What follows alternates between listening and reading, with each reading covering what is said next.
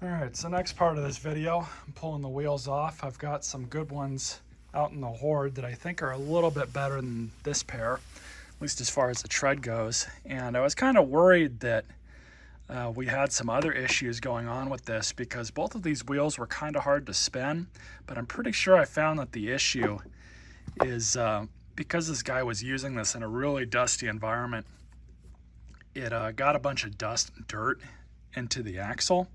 So for whatever reason, it doesn't really want to turn all that well. So I'm gonna have to address that somehow, pull this bushing off and have a look at it. If I can even pull that off, I'm not sure. But I'm gonna have to kind of see what's going on with it. So I'm out here looking at the better pair on the snapper, and these should work, but there's a little bit of a difference.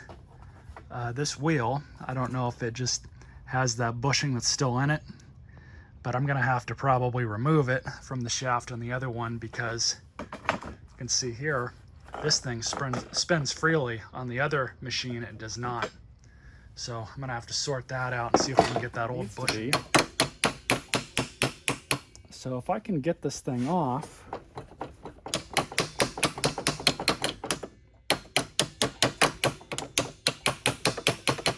kind of proving to be a little annoying. We should be able to use the other machine's wheel on this one.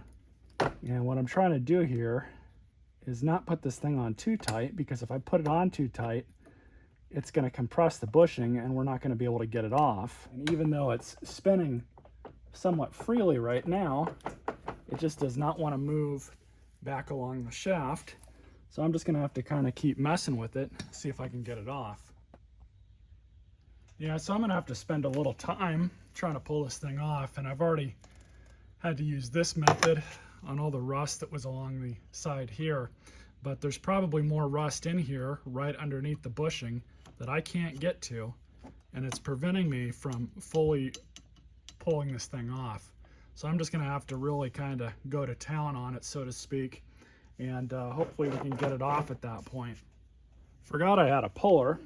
This actually seems to be working. I just have to kind of go at it slow.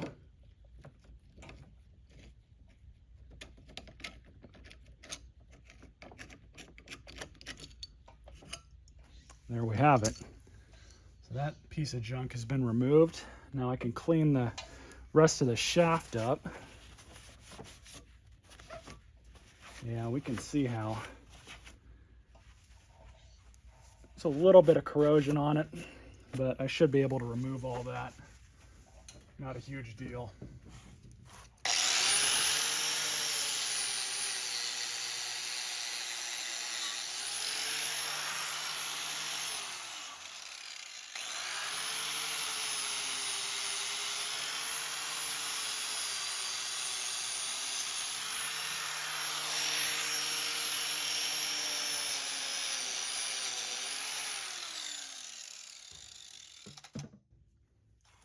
Simple as that.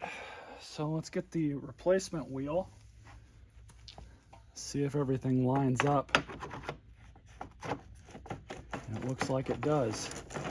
Nice and freely now. So what I'm going to do here is we're going to put some general purpose grease on this shaft. Before I forget, we'll slide this piece of junk back on. We'll slide some marine grease on it.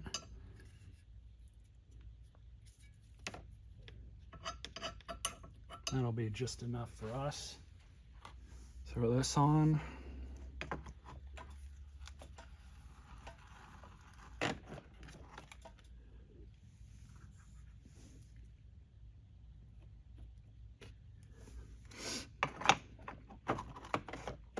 There we go. Grab the nut.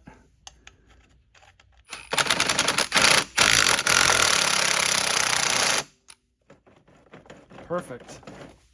So now just to replace the wheel on the other side, got to use a little elbow grease to pull that other wheel off of the other machine. Be right back.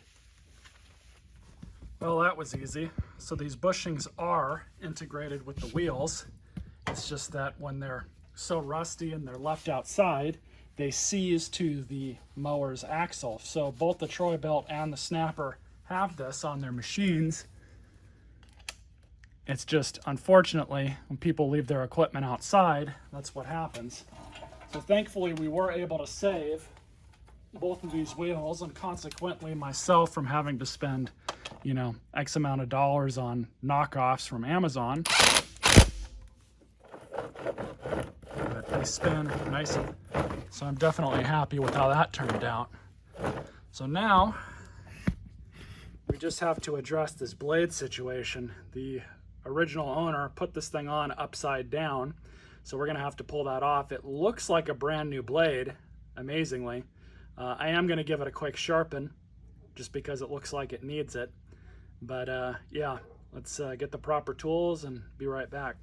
All right, so pulling off the blade.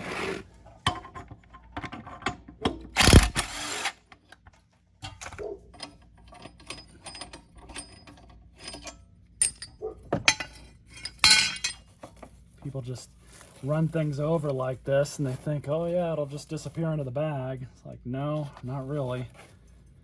It probably 9.9 times out of 10 is going to wrap itself around the adapter, the crank. The good thing is it doesn't look like it worked its way up into the belt cavity. So I think we're okay. We're able to mostly clean it off. So look at the state of this blade.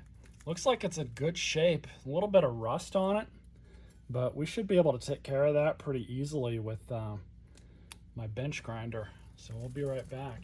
All right, so I just sharpened up the blade, put a nice edge on it. Some people mistakenly think that you need to get the whole surface razor sharp. And yeah, it'll cut great after that for about 1 or 2 mows, and then it's gonna dull up really quickly. The best way to sharpen these I've seen is to just put a shorter edge on this side, and then maybe 2 to 3 passes on this side, and you can get these things perfectly sharp. They'll last a long time, at least a season, and then it won't dull out nearly as quick as if you do it the other way. But ultimately, it's your choice, whatever you want to do. It's just the way I've been doing it for the past 15 years or so. We'll just stick this thing back on the correct way.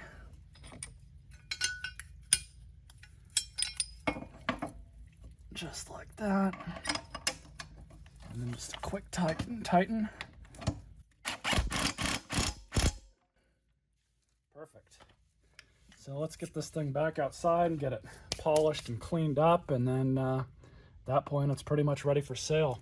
All right, so this is the machine, and this video, part 2, final video. It's all spit shined, cleaned up really well. A quick hack on that is to look at the side here. I was wrong, it's a 2016. So it's, 8 years old, 9 years old or so, depending on whatever month it was made, but we can call it 9 years old and probably be fine. All in all, as far as engine work's concerned, this thing needed not really that much. The prior owner had did a good amount of it for me, trying to fix it himself. He claimed it wouldn't start. I suspect that it was having other issues with it, namely with the self-propel, that forced him to want to get rid of it.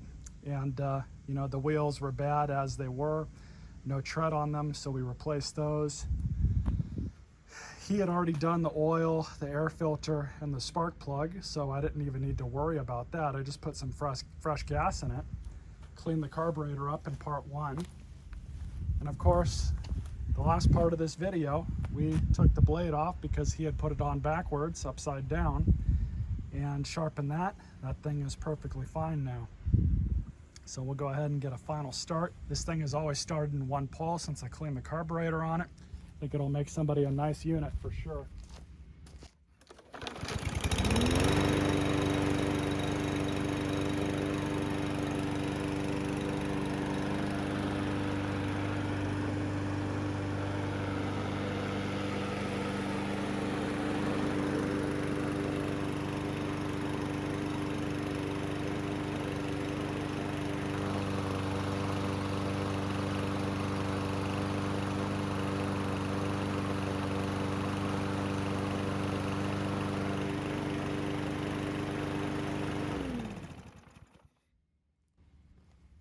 So as I said, this thing should sell pretty quick.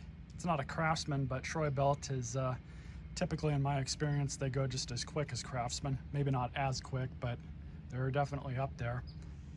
Gotta love that brand recognition. Stay tuned for more videos.